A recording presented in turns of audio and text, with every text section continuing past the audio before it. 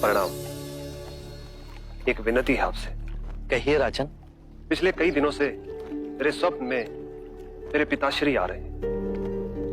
मैंने ब्राह्मणों से भी इसका अर्थ पूछा तो उनका कहना था कि तुम्हारे पिताश्री को शांति नहीं मिली, उनके लिए पूजा करनी हो, यज्ञ संपन्न करना होगा। आप तो परम ज्ञान का स्वरूप है, तो विनती है आपसे कि पूजा विधि आप ही के हाथों से हो, जो मेरे पिताश्री तक पहुंचे, उन्हें मुक्ति मिले, जीवन मरण के इस चक्र से वो मोक्ष पाले। अवश्य राजन। आप मिट्टी के 2 घड़े मंगवाइए, एक में घी भरवाइए और एक घड़े में कंकड़ पत्थर भरवाइए, और उन दोनों घड़ों के मुंह कपड़े से बंधवा दीजिए और उन्हें लेकर नदी के तट पर आइए। मैं वहीं आपकी प्रतीक्षा करूंगा।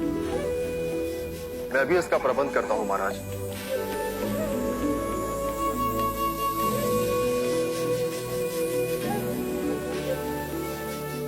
महाराज, अब आप इन दोनों घड़ों को पानी में डाल दीजिए।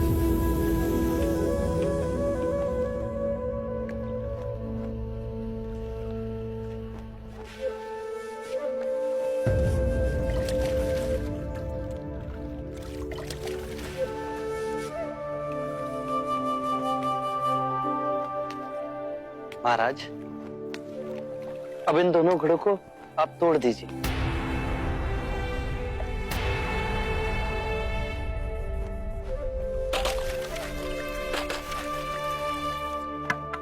महाराज, अब आप ध्यान से देखिए कि ऊपर उठ पानी पर तैरने लगा। अब बताइए, मेरे या किसी और के पूजा पाठ करने से क्या यह घी नीचे बैठ सकता है? असंभव। ये तो घी का स्वभाव ही नहीं। सत्य कहा आपने। उसी प्रकार किसी भी पूजा पाठ, विधि विधान, कर्म कांड के द्वारा पानी के अंदर डूबे हुए कंकड़ पत्थर क्या ऊपर आ तैर सकते हैं? नहीं बुद्ध, ये तो प्रकृति के नियम के विरुद्ध है। तो हम प्रकृति से भिन्न कैसे हुए? हम भी तो प्रकृति का ही रूप है। सत्य कहा बुद्ध। एक सत्य ये भी है राजन, यदि हमारे पूर्वजों ने अपने जीवन काल में कंकड़ पत्थर बोए, दुष्कर्म किए, तो वो स्वाभाविक ही कंकड़ पत्थर की तरह नीचे बैठ जाएंगे। और यदि उन्होंने अपने जीवन काल में सत्कर्म किए तो स्वाभाविक ही घी की तरह ऊपर आ तैरने लगेंगे। जो बोएंगे वही काटेंगे। परंतु इस शरीर रूपी जीवन काल में ही नहीं, अपितु इस शरीर रूपी जीवन काल के पश्चात वाली यात्रा में भी हम जैसे कर्म करेंगे वैसा ही फल मिलेगा। अब बताइए, इस प्रकृति के नियम को कोई पूजा पाठ, कर्म कांड, विधि विधान, यज्ञ हवन मिटा सकता है? राजन, मैं भी इसको नहीं बदल सकता।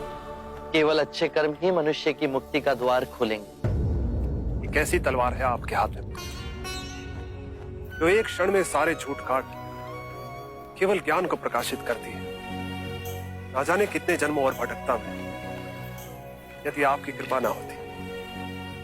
इस एक क्षण में आपने अपनी अदृश्य तलवार से मेरे अहंकार का सर भी काट दिया।